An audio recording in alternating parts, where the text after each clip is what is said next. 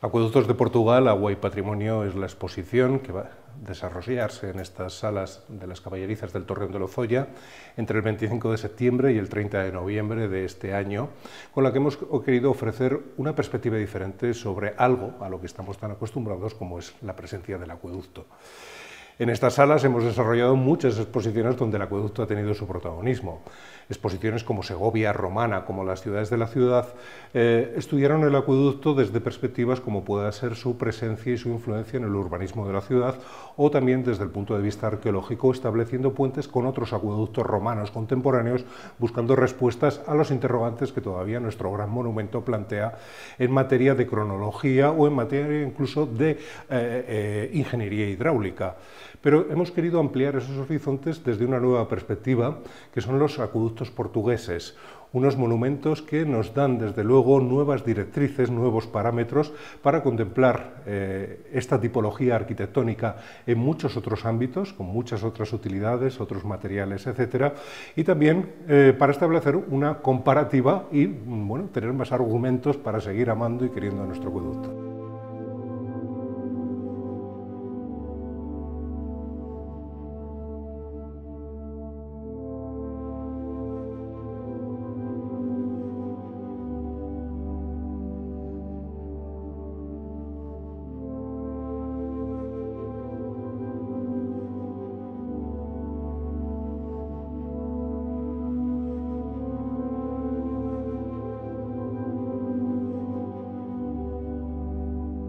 Aparte del lógico interés científico o de curiosidad que pueda tener la exposición, no hemos querido dejar pasar esta oportunidad desde la Fundación Caja Segovia para introducir, lógicamente, un componente afectivo. Y es que en este año, como saben, se cumple el 30 aniversario de la declaración de nuestro acueducto como Patrimonio de la Humanidad. Por otro lado, en este mes de septiembre se celebran por toda Europa las Jornadas Europeas de Patrimonio, en las que la Unión quiere sensibilizar a toda la población sobre la cantidad de valores que recaen sobre nuestro patrimonio, aquello que nos une, que nos cohesiona, esos signos y símbolos de identidad y también de diversidad cultural que están presentes por todo el continente. Por último, no ha habido mejor ocasión que esta exposición para celebrar el feliz anuncio, reciente anuncio, de que nuestro acueducto será imagen de las monedas de 2 euros a partir del año que viene, con lo cual nuestra imagen se va a difundir por todo el mundo. Lógicamente, hemos empezado presentando antes de los acueductos portugueses el nuestro. Hemos empezado por casa, aprovechando el gran conocimiento que tienen los segovianos de su acueducto, pero introduciendo elementos para que tengan una correcta interpretación. En esta primera sala hablamos del acueducto como tipología arquitectónica y como, desde luego, todo un aparato hidráulico para el abastecimiento del agua de la ciudad. De tal manera que en esta sala contemplamos las diferentes partes que tiene un acueducto, desde su toma de agua, su conducción, canalización, distribución, etcétera, cómo se construían estas estructuras, en especial la del acueducto de Segovia, aunque también hay presentes otros a través de grabados y de libros, como pueda ser el acueducto de Tarragona o el acueducto de Mérida, dando, digamos, la perspectiva más cercana para luego después encontrarnos con la sorpresa de los acueductos portugueses.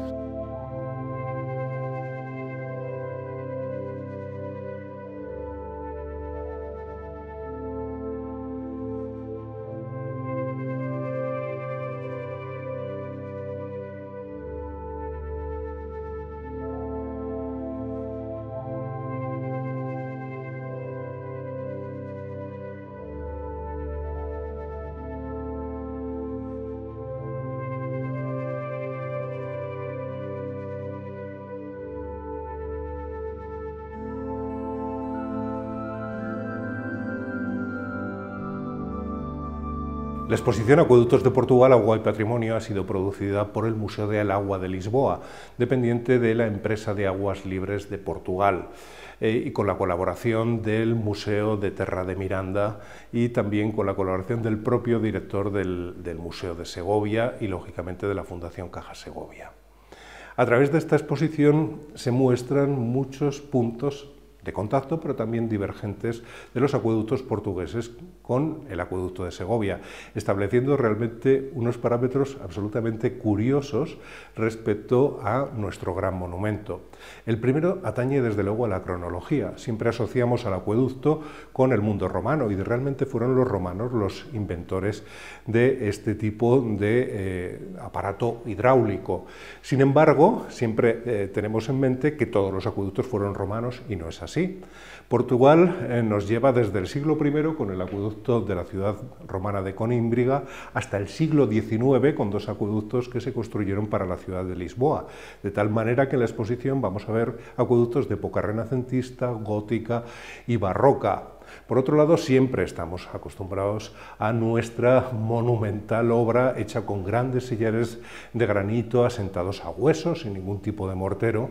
y la exposición nos presenta una enorme diversidad en cuanto a materiales, puesto que vamos a encontrar junto a acueductos construidos de sillería, otros en los que interviene la mampostería, el ladrillo e incluso aparatos que sirvieron en un momento dado para contribuir a que el acueducto funcionara, casos de acueductos que se complementaban con norias e incluso acueductos que se complementaban también con máquinas de vapor, de tal manera que vamos abriendo nuestros horizontes.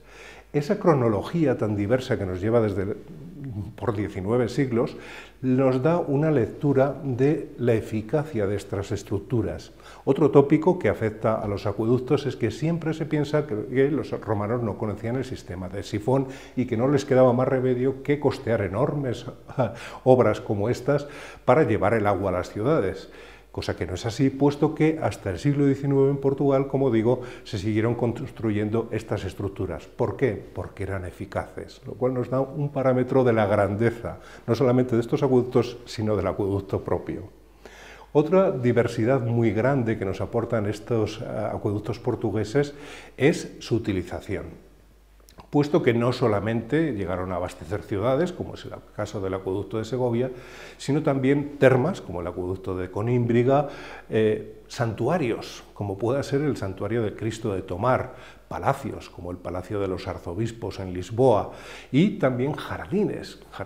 que necesitaron la construcción de acueductos, tanto jardines reales como jardines aristocráticos, caso del construido por el Marqués de Pombal, que alimentaban las fuentes, que alimentaban las cascadas, que eran las aguas de las que bebían, lógicamente, las plantas, pero que ya en el mundo de la Ilustración, en el siglo XVIII, digamos que esa racionalización que impone el mundo del conocimiento hace que esas aguas, lo mismo que, por ejemplo, en la granja se aprovecha el agua en muy distintos edificios antes de que vuelvan al río, pues esos acueductos abastecían no solamente fuentes, jardines, fuentes públicas para el abastecimiento de los propios palacios, sino también incluso fábricas, como una fábrica de seda que construye, como les digo, el Marqués de Pombal. Tienen también curiosidades que nos diferencian a unos y a otros, como pueda ser, por ejemplo, la cantidad de tipologías que encontramos.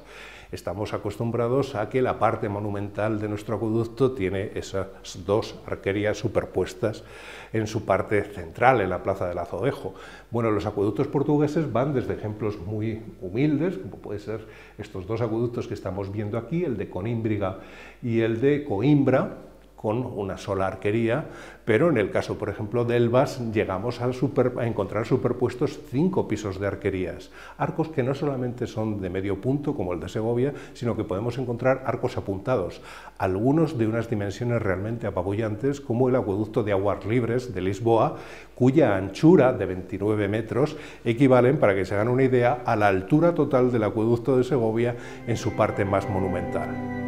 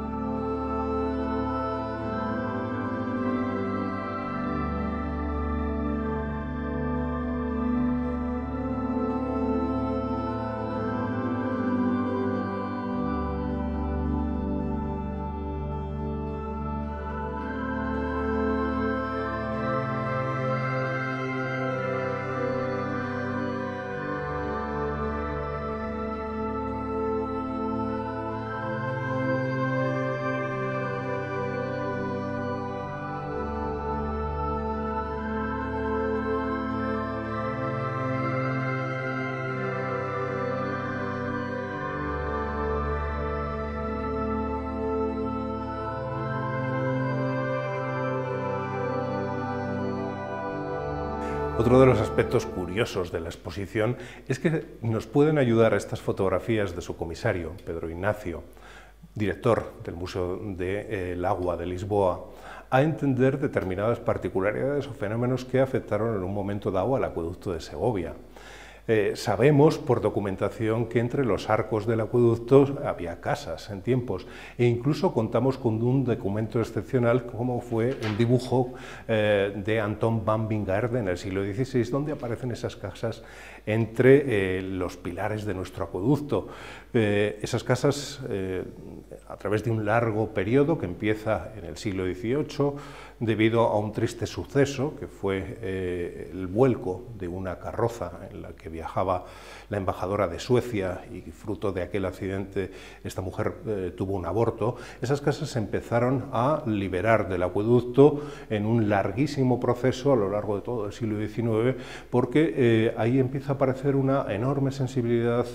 no solamente de tipo práctico para que hubiera una circulación, sino también una sensibilidad de tipo estético, puesto que aquellas casas, lógicamente, vertían sus humos y se apoyaban en el acueducto, provocando ciertos deterioros que con este tipo de acciones se quisieron, lógicamente, eliminar. El acueducto de Agua de Prata, de Évora, nos ofrece esa visión que hoy no podemos ver, de casas que están literalmente encastradas entre los arcos del acueducto. El acueducto, en cambio, de Serpa, nos produce una reflexión interesante. Si recuerdan todos los segovianos, nada más pasar el segundo desarenador, en la avenida Padre Claret, hay una serie de arcos que no son romanos y que corresponden a restituciones y restauraciones que comienzan en la época de los Reyes Católicos. Esas reparaciones tradicionalmente se entienden que fueron provocadas por la necesidad de agua de la ciudad, lógicamente, pero que corresponden a una restitución de una serie de arcos que fueron destruidos por un rey taifa de Toledo llamado Al-Mamún, que en un momento dado asedia la ciudad y que, lógicamente, lo que hace primero es cortar su suministro de agua. Bueno, pues el acueducto de Serpa aparece literalmente protegido, puesto que se eleva encima de la muralla. Como les digo, toda una ocasión para encontrar acueductos llenos de curiosidades que llegan hasta el punto de que tenemos un acueducto en la exposición con su propio asesino en serie. El acueducto de Aguas Libres de Portugal está tristemente asociado a un asesino en serie que se hizo famosísimo en todo Portugal y que, como detalle escabroso, les diré que su cabeza se conserva en una botella metida en un líquido conservante en un museo portugués.